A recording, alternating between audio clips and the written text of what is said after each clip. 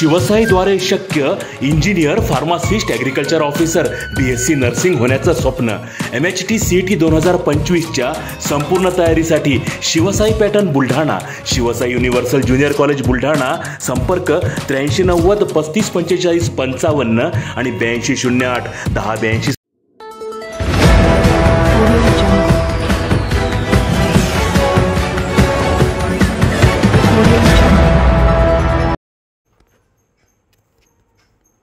दिलीप कुमार सानंदांसह हजारो कार्यकर्ते राष्ट्रवादीत. अजित पवारांच्या उपस्थितीत खामगावमध्ये पार पडला भव्य प्रवेश सोहळा. खामगाव मतदारसंघात सलग 15 वर्ष काँग्रेसचे आमदार म्हणून प्रतिनिधित्व करणारे आणि जवळपास 40 वर्षांपासून काँग्रेसमध्ये एकनिष्ठ असणारे खामगाव मतदारसंघाचे माजी आमदार दिलीप कुमार सानंदा यांनी अखेर काँग्रेसला सोडचिठ्ठी देत उपमुख्यमंत्री अजित पवार यांच्या हस्ते आपल्या हजारो कार्यकर्त्यांच्या सह राष्ट्रवादी पक्षात जाहीर प्रवेश केला आहे. खामगावच्या डॉक्टर बाबासाहेब आंबेडकर मैदानावर भव्य असा प्रवेश सोहळा नुकताच पार पडला.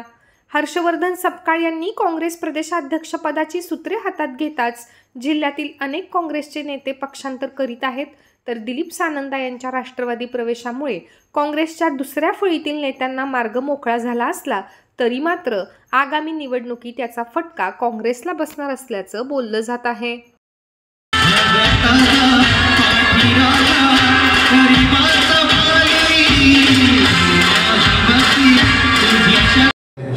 हजारो कार्यकर्ते, खूप संस्थांचे पदाधिकारी, आजीवनाचे पदाधिकारी, सहकारी, कारण नाही म्हटलं तरी या बुलढाणा जिल्ह्यामध्ये सगळ्या परिसरामध्ये आमचे दिलीप कुमार सानंदांची ताकद आहे.